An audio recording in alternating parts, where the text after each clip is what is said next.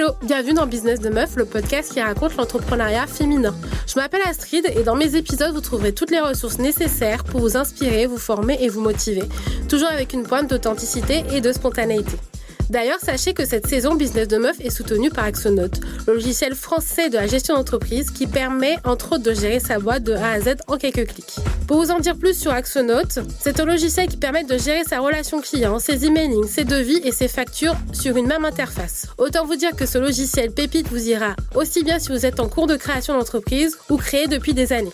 Je vous souhaite une très bonne écoute et je vous invite à vous abonner dès à présent au podcast, à nos réseaux sociaux pour être au courant des prochains lives que je vais vous proposer avec mes invités.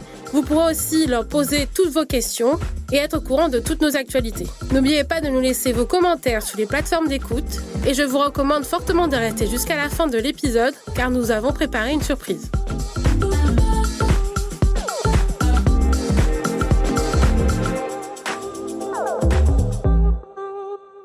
Hello les meufs, aujourd'hui je reçois Mélissa, fondatrice de All In Agency, une agence qui accompagne les entreprises à impact. C'est ça. Est-ce que tu peux te présenter ainsi que ton agence en quelques mots s'il te plaît ? Avec plaisir. Et déjà, je commence par ma présentation, du coup. Donc, je m'appelle Mélissa. Je suis de profession office manager depuis 8 ans. Et l'année dernière, j'ai créé All In Agency avec pour mission d'accompagner donc les entreprises à impact positif. Donc, ça concerne pas forcément que l'éco-responsabilité, mais aussi tous les sujets et les projets qui vont avoir pour but d'impacter positivement l'équité entre femmes et hommes. Tous nos sujets autour de l'éducation et de la jeunesse, et puis tous les sujets autour de la santé de manière générale et plus précisément de la santé pour les femmes. Et l'année dernière, le constat pour moi, il a été qu'on mettait beaucoup en lumière toutes les startups et toutes les entreprises qui sont dites licornes et compagnie, et que c'était super pour l'économie française, mais qu'on faisait pas du tout autant de bruit pour les projets qui foncièrement changent nos vies et celles de nos enfants, et qui ont pour autant tout le mérite d'être mis en lumière et dont on devrait beaucoup plus parler, parce que si une personne de notre entourage peut en avoir besoin, en fait, c'est des millions de personnes qui peuvent en avoir besoin. Pour répondre à cette problématique-là, j'ai utilisé mes skills qui sont la fédération et le fait d'avoir un cerveau qui bouillonne d'idées pour pouvoir créer une équipe d'indépendants et indépendantes qui travaillent main dans la main autour de ces projets-là. Donc, avec une chef de projet qui se trouve être moi, qui procède à la partie audit et à la partie chef d'orchestre autour de cette équipe-là pour réussir à faire en sorte que tout le monde travaille vraiment main dans la main et avec une timeline organisée, partagée pour que chacun et chacune sache à quel moment c'est l'heure pour eux de mettre leurs compétences et leur art en exercice. Alors, si je reprends bien, concrètement, tu as choisi d'accompagner les entreprises à impact. C'est ça. Dans leur structuration, leur croissance. Avec ton équipe, tu les choisis, tu les sélectionnes et en fait, tu vois si ça correspond un peu à tes valeurs et aux attentes de l'ensemble de l'équipe. Et ensuite, tu les aides à développer leur concept. Alors, généralement, ce sont des entreprises qui ont déjà leur projet, qui ont déjà créé leur entreprise et qui sont déjà sur les réseaux, qui ont déjà commencé une communication, etc. Mais ces entreprises-là, elles ont pour grosse problématique, entre guillemets, pour la plupart, des soucis de visibilité, des soucis de génération de chiffre d'affaires, et c'est sur ces sujets-là qu'on va les accompagner. Pour reprendre ce que tu as dit, c'est complètement ça dans le sens où on va se choisir mutuellement avec nos clients. Nous, on a des sujets de prédilection, mais on est aussi ouvert à d'autres sujets et thématiques. Par contre, il est certain qu'on va avoir envie d'accompagner des gens qui portent des valeurs fortes, qui partagent nos valeurs et avec qui on va pouvoir travailler dans de bonnes conditions. C'est notre motto, en fait. Et de l'autre côté, on a aussi envie que les clients nous choisissent par rapport à nos compétences, par rapport à ce qu'on véhicule comme valeur et par rapport à nos énergies, tout simplement. Donc, votre métier consiste à accompagner les chefs d'entreprise à impact, qui ont la tête dans le guidon, on peut le dire, et à développer, à définir leur orientation stratégique, à développer leur activité, en leur mettant à disposition des ressources humaines, matérielles, pour développer les différents concepts qu'ils souhaitent mettre en œuvre. Exactement. Alors, Ils ont déjà leur concept. Par contre, nous, on va intervenir sur la strat. Et dans l'équipe, on a une BizDev, on a quelqu'un sur la partie branding et site web UX UI. On va avoir une spécialiste du SEA, donc pour tout ce qui est annonce publicitaire. On a une personne qui est chargée de la partie SEO parce que c'est vraiment un métier à part entière. On a une personne qui va être là pour vraiment du facilities, de la structuration. Donc, ça arrive un petit peu ensuite, mais c'est sur toute la partie structuration administrative, RH et pré-comptabilité de l'entreprise parce que souvent, c'est des postes qu'on laisse un peu de côté parce que c'est potentiellement pas ça qui ramène du chiffre d'affaires tout de suite. Par contre, ça évite d'en faire perdre. Donc, c'est intéressant quand même de se pencher dessus. Et puis, je suis en train de réfléchir à ce que j'ai pas cité. On a aussi des personnes qui sont là pour la communication, donc du copywriting, du ghostwriting et puis du community management. Tous les métiers dont peut avoir besoin une entreprise qui démarre, mais qui n'a pas forcément soit le temps de chapeauter chacun de ses freelances pour mettre à bien les missions, soit une entreprise qui n'a pas la possibilité d'engager tout de suite en CDI, en CDD, en apprentissage, parce que l'apprentissage, c'est aussi du temps, parce que voilà, on prend des apprentis pour leur apprendre un métier. Donc, il faut avoir le temps de former ces personnes-là en poste. Et puis en plus, ça veut dire aussi répéter plusieurs fois les mêmes choses, alors que, en l'occurrence chez nous, l'avantage c'est aussi ça, c'est d'avoir à répéter une fois à la chef de projet en l'occurrence. Et ensuite, c'est la chef de projet qui s'occupe des brainstorms avec l'équipe pour pouvoir définir les missions prioritaires, avec bien entendu en ayant en tête les enjeux de l'entreprise. Et c'est aussi pour les entreprises qui n'auront pas le budget dans un premier temps, de faire appel à tous ces métiers en plein temps.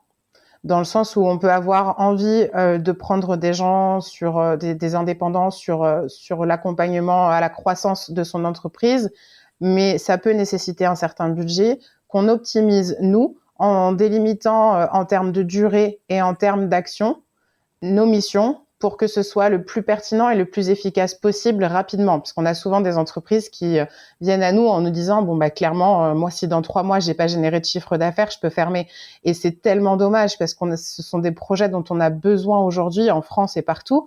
Et c'est vraiment dommage de se dire qu'ils risquent de fermer parce qu'ils n'ont pas réussi à avancer, à croître assez rapidement, entre guillemets, pour que ça puisse être visible et donc générer du chiffre d'affaires. Et sur ce type de projet, vous accompagnez les entreprises sur combien de temps en termes de durée Alors, nous, on propose 3 offres. La première, c'est l'offre Boost qu'on va faire en 3 mois. Donc, sur la partie 3 mois, on estime qu'on va tout de suite sur du straight to the point. On a une mission, généralement, c'est un peu la mission urgente, donc c'est là tout de suite maintenant. Donc, on va mettre en exercice tout de suite nos compétences pour qu'on puisse rapidement générer du chiffre d'affaires. Parce que les gens qui diront que les entreprises à impact n'ont pas besoin de chiffre d'affaires, c'est du bullshit. À un moment, on a besoin tous de remplir nos frigos, et même si on met en place des projets dont on porte les valeurs et en qui on a confiance et qu'on a envie d'emmener loin, à un moment, on mange tous. On a aussi une offre sur 6 mois où là, on va être, comme sur la partie Boost, on va être très dans l'impact, très dans on avance tout de suite maintenant, et avec une petite partie sur la fin où on va, entre guillemets, éduquer nos clients à comment reprendre le flambeau une fois qu'on s'en va. Et la dernière offre qu'on propose, elle est sur 9 mois. Donc, on a la première plus la deuxième, et avec vraiment un temps de passation plus long et de formation plus long pour que soit les cofondateurs ou cofondatrices puissent reprendre le flambeau à part entière, soit pouvoir ensuite déléguer la mission, donc soit les missions point par point, soit une seule mission qui ne peut pas être reprise en interne. On va les former et leur expliquer les enjeux de ces missions-là pour qu'ils puissent ensuite rétribuer à une tierce personne en interne ou en externe. Ok, très bien. Et au final, comment t'es venue l'idée de ce concept ? Comment t'as eu l'idée de te dire qu'aujourd'hui, t'allais faire du développement de projet et de la mise en place de concepts, enfin, la mise en place d'équipes pour accompagner les chefs d'entreprise ?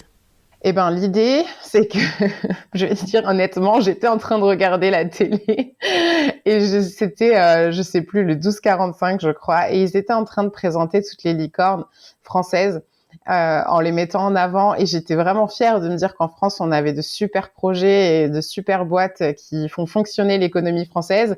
Et d'un autre côté, j'étais hyper frustrée parce que je me disais, mais dans toutes celles-là, il y en a aucune qui va améliorer la vie de mes enfants à l'école. Il y en a aucune qui va améliorer ma santé à moi en tant que femme et le fait qu'on me considère dans le monde. Et je me suis dit, ces boîtes-là, elles existent. Elles pullulent, notamment sur LinkedIn, où il y a énormément de projets à impact qui passent. Pourquoi on les voit pas? Pourquoi on les entend pas? Pourquoi elles sont pas mises en lumière, en fait, ces entreprises-là? Et je me suis dit, écoute, au bout d'un moment, on va arrêter de se plaindre dans le canapé et puis on va s'activer. Voilà d'où est née l'idée d'All In.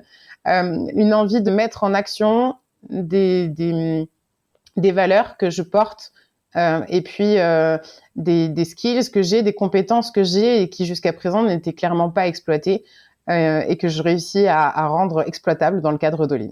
Oui, parce que jusqu'à présent, tes missions étaient essentiellement basées sur des missions d'office manager. C'est ça, jusqu'à présent, j'étais office manager freelance alors j'allais dire à temps plein, mais en tout cas c'était mon business principal. Mais c'est vrai que j'ai eu l'occasion, avec certaines missions et certaines entreprises, de pouvoir aussi faire bénéficier d'une autre expertise que celle de l'office management, puisqu'on a pu me demander des conseils en marketing, on a pu me demander des conseils en communication et en stratégie. Et c'est des choses que j'ai appréciées, où je me suis dit, OK, ça sort de mon champ d'office manager. C'est pertinent ce que je dis, même si clairement j'ai besoin de backup parce que je ne suis pas hyper qualifiée pour répondre ou en tout cas pour mettre en place les actions dont je vais avoir l'idée. Oui. Et c'est là où je me suis dit, OK, c'est soit je passe les 4 prochaines années de ma vie minimum à me former, sachant que je suis absolument pas scolaire, soit je m'entoure de personnes dont c'est le métier pour qu'on puisse avoir une équipe du tonnerre et avec des gens hyper compétents qui vont justement pouvoir challenger mes idées et ensuite surtout les mettre en place dans les entreprises. Alors, donc tu définis la stratégie qui sera à mettre en place pour l'entreprise, tu définis les rôles de chacun de tes intervenants que tu vas pouvoir identifier pour une structure et tu vas les mettre en place au sein de l'organisation pour réaliser un projet. Exactement. Concrètement, aujourd'hui, ça se présente avec un audit avec moi où on va définir les besoins, surtout les enjeux et qui sont les porteurs de projets, où est-ce qu'ils ont envie d'aller. Et ensuite, on passe sur une phase de brainstorm avec mon équipe. Là, on va définir vraiment une timeline de OK, qu'est-ce qu'on peut faire en combien de temps, comment on s'y prend. On envoie des propositions aux clients, puis c'est eux ou lui ou elle qui choisissent ensuite quelle proposition leur semble la plus adaptée, aussi bien en termes de budget qu'en termes de durée, qu'en termes de pertinence, parce que forcément, en fonction du temps où on intervient, on peut mettre plus ou moins de missions en place. Et puis ensuite, on avance tous ensemble sur cet objectif de se dire on réussit à résoudre les enjeux de cette entreprise-là. D'accord, c'est un travail collaboratif finalement. Complètement. On est hyper centré sur la co-construction, sur la collaboration, sur l'intelligence collective, parce qu'on part du principe que un cerveau qui fonctionne bien, c'est super. 5, 6, 7 cerveaux qui fonctionnent hyper bien, c'est encore mieux. Et ça donne un rendu encore plus fou, en fait. Et par rapport aux entreprises que tu accompagnes, quelle est la problématique ou les problématiques qui reviennent assez régulièrement? Le plus souvent, les 2 problématiques, il y en a 2. C'est la visibilité qui engendre du coup la problématique du chiffre d'affaires. On a beaucoup d'entreprises qui ont de super projets, mais qui font pas forcément partie des entreprises pour lesquelles on va lever beaucoup de fonds, pour lesquelles on va avoir beaucoup d'investisseurs, etc. Et du coup, ces entreprises-là, elles vont devoir compter principalement sur une génération de chiffre d'affaires par elles-mêmes.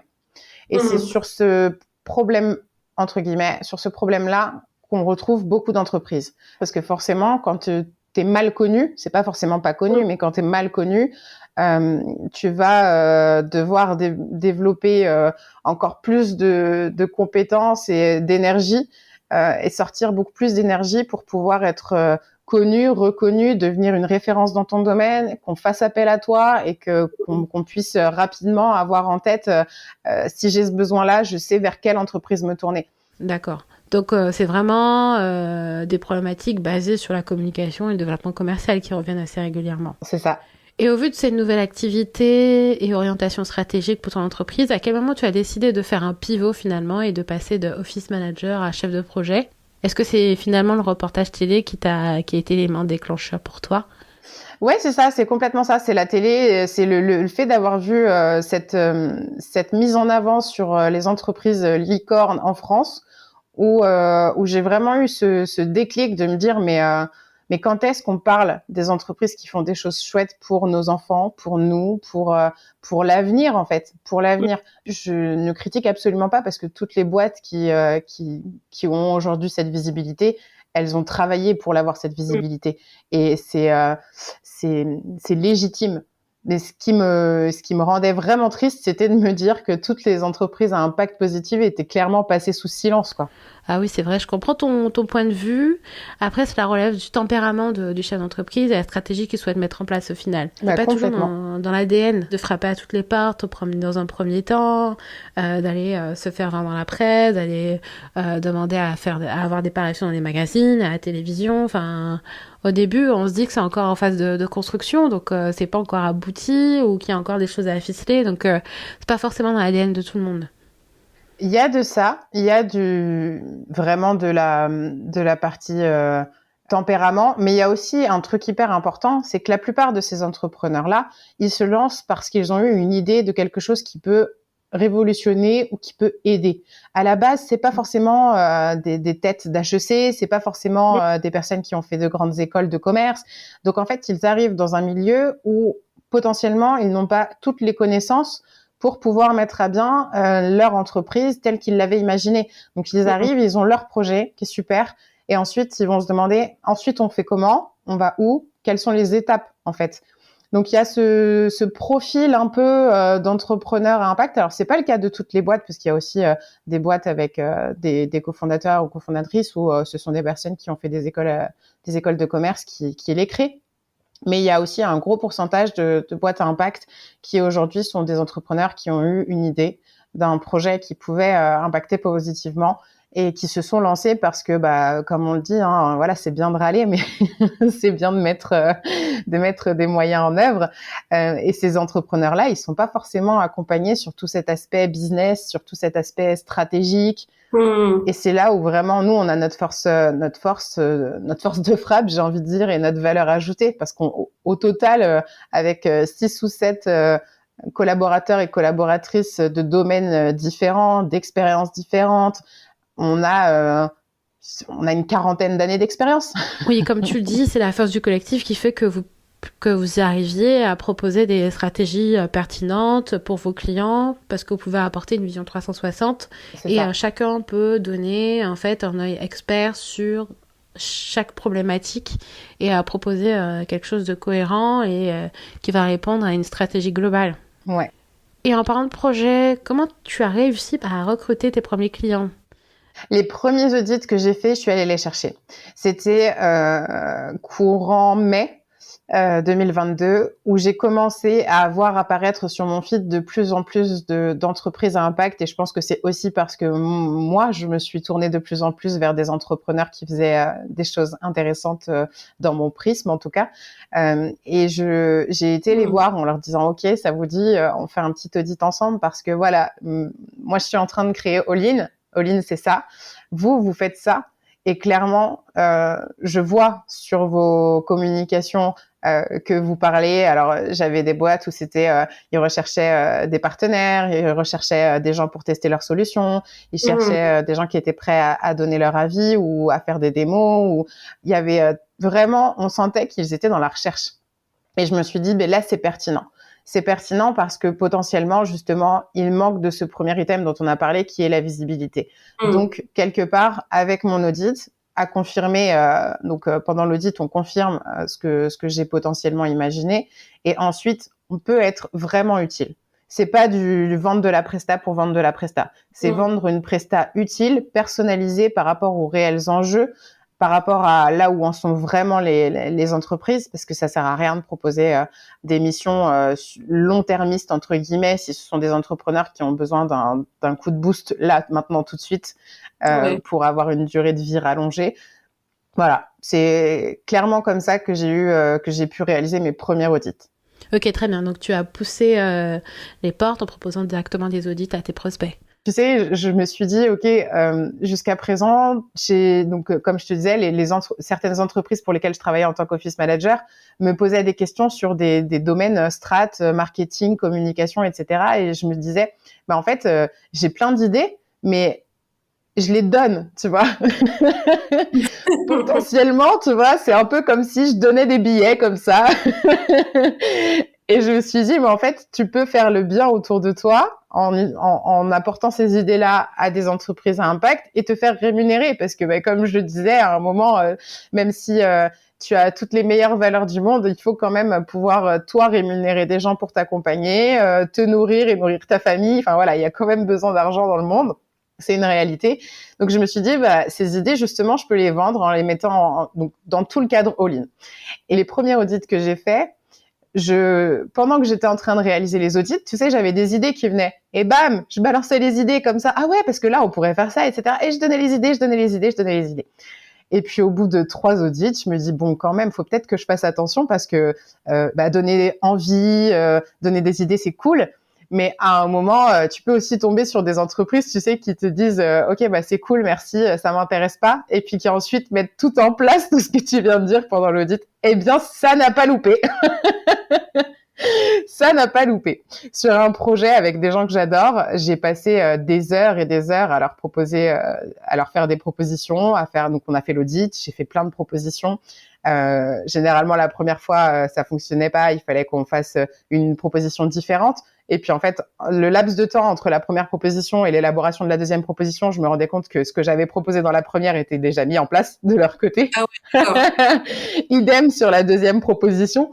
Bon, au bout de la deuxième, j'ai dit, ça y est, on va arrêter le jamais 203. Je me suis arrêtée là.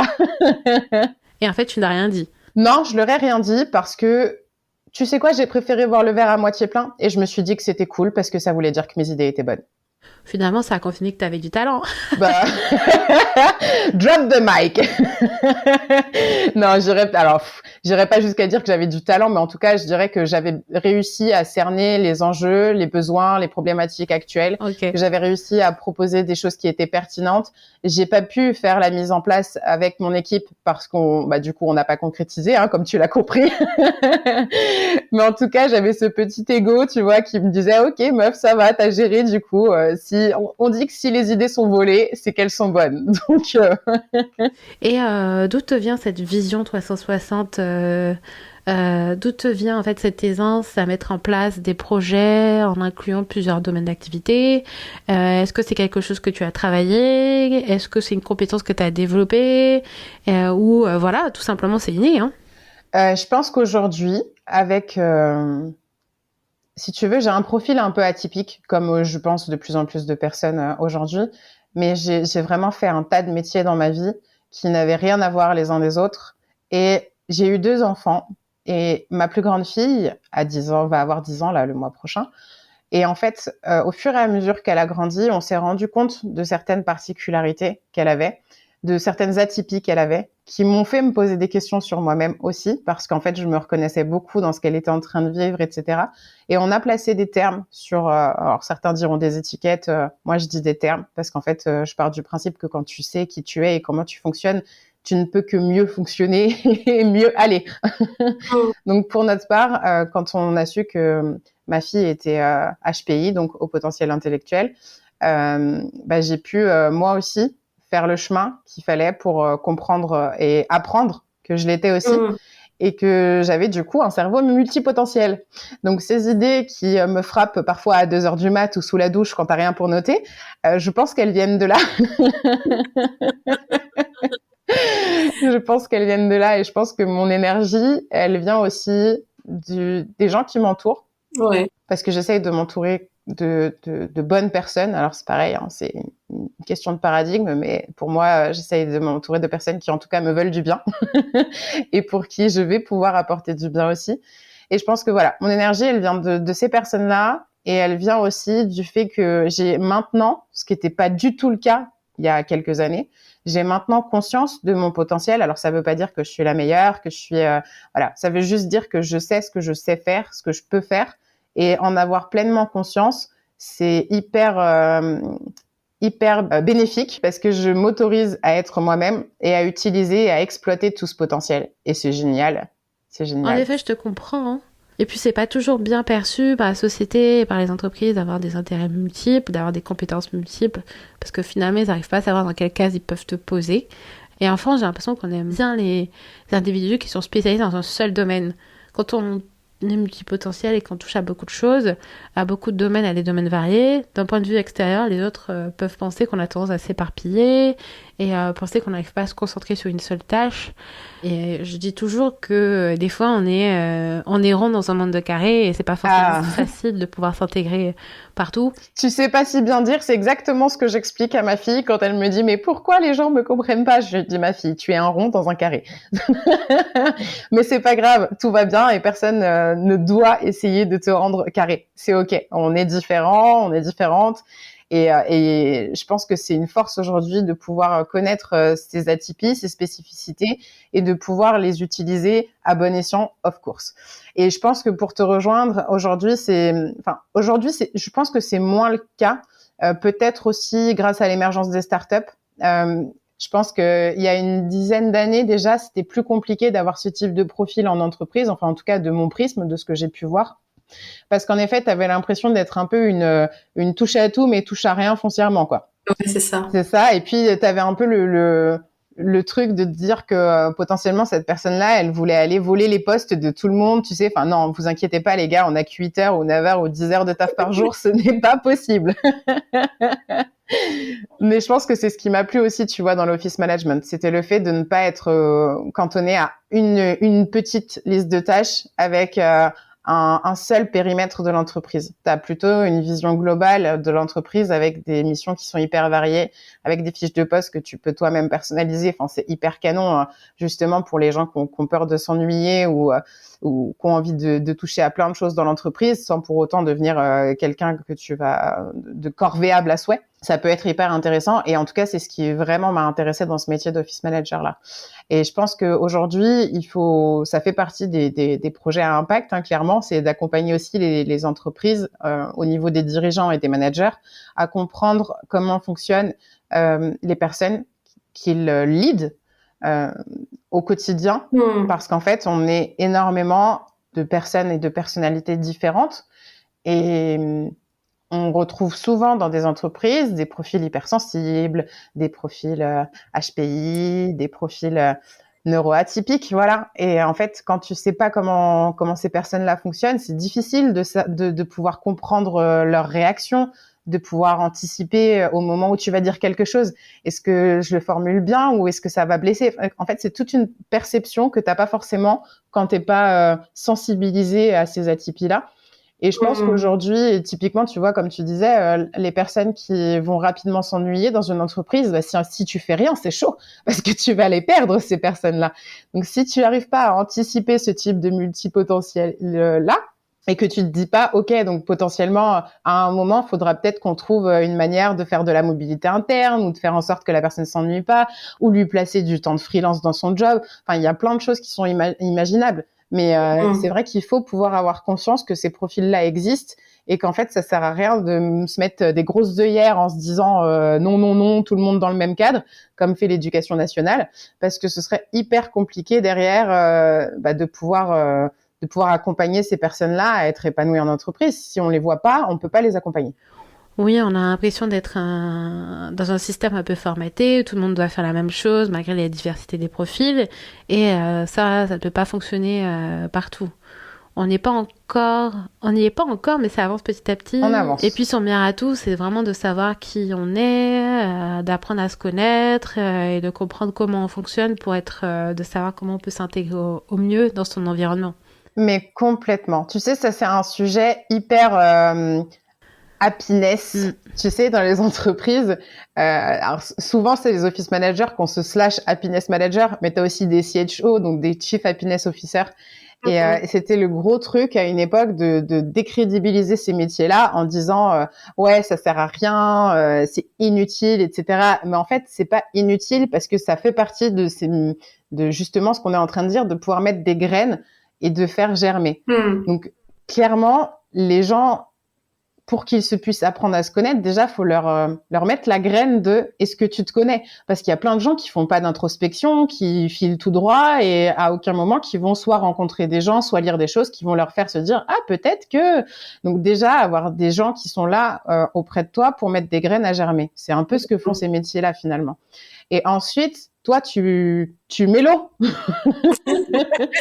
Tu mets l'eau. Mais les gens, c'est eux les pouces. Dans ce type de démarche, il faut être acteur et chercher à se questionner. Il faut être accompagné. D'ailleurs, de plus en plus d'entreprises font intervenir des coachs et font faire des ateliers team building pour qu'on puisse, pour que les salariés puissent apprendre à mieux se connaître et à voir un petit peu dans quel environnement ils se trouvent, mieux connaître leurs collègues et savoir comment ils peuvent travailler en synergie. Ça, c'est assez important. Bah, c'est ça. C'est vrai qu'on est…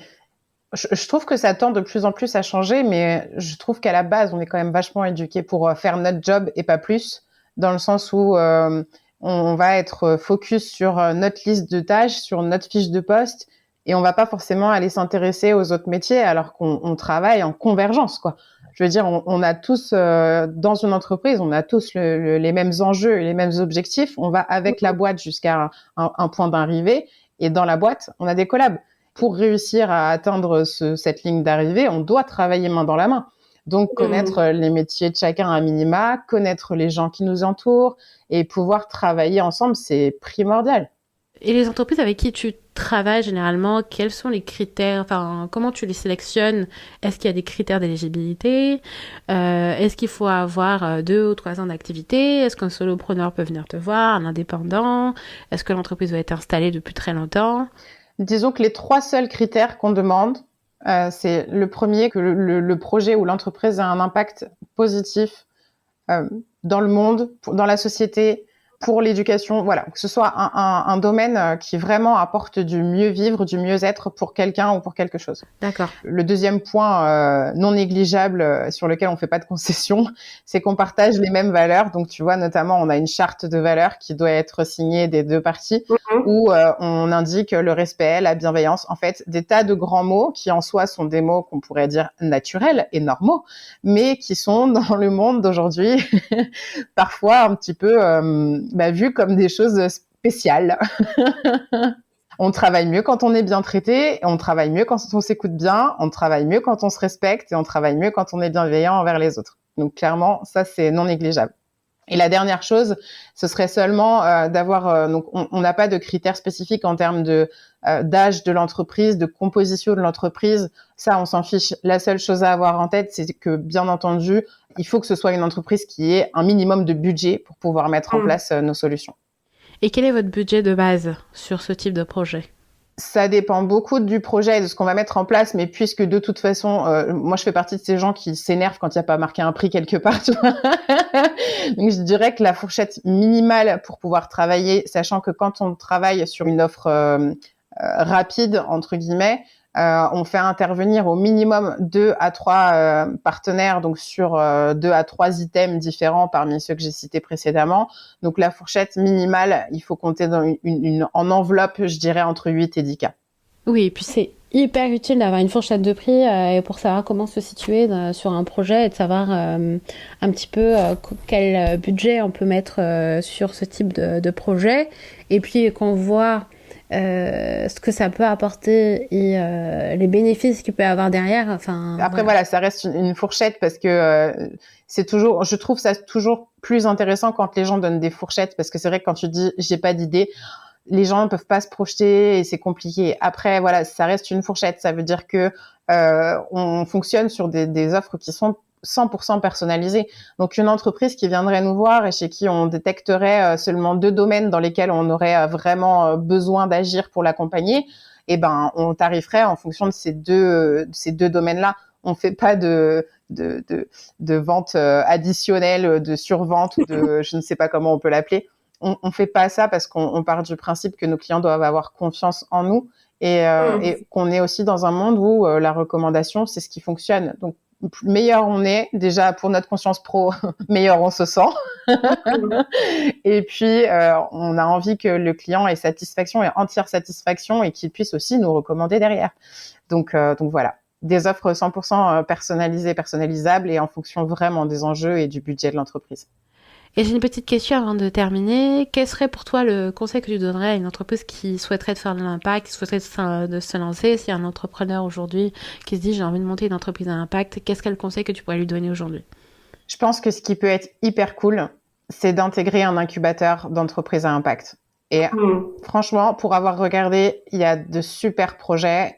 On a l'air de bien y être accompagné et justement, ça fait partie des endroits où j'aimerais pouvoir aller proposer All In, puisque typiquement, les incubateurs ne font pas les aspects que nous, on traite. Donc, il y a énormément de synergie entre nous.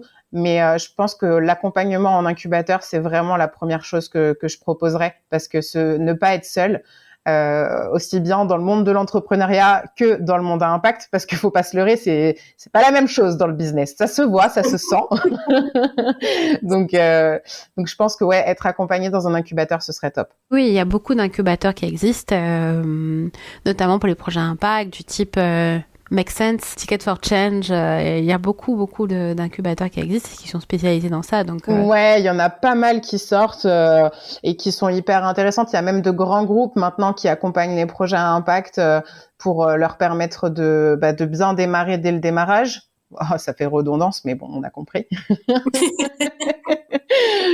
Mais ouais, je pense que ça peut être bien parce qu'en plus, t'es potentiellement entouré de personnes qui ne cherchent pas la renta tout de suite, quoi. Ils sont pas là, tu vois, derrière toi en se disant quand est-ce que tu nous ramènes du ROI, quoi. Ils vont être plus sur de l'humain entre guillemets, en se disant ok, on sait que potentiellement il va pas y avoir un retour sur investissement tout de suite là maintenant, mais on voit à long terme.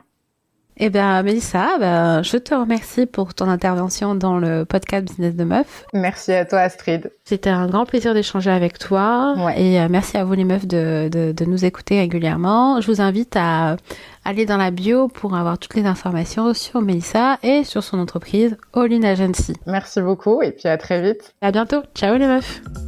Trop cool, vous êtes restés jusqu'à la fin et j'ai envie de vous remercier de votre écoute. Je vous offre un petit bon cadeau que vous pourrez retrouver dans la bio, dans la description du podcast. Donc voilà, c'est un petit cadeau que je vous propose avec Axonote, donc allez regarder, ça va être top. Et puis je vous donne rendez-vous très rapidement dans 2 semaines pour le prochain épisode de podcast. À bientôt, ciao les meufs.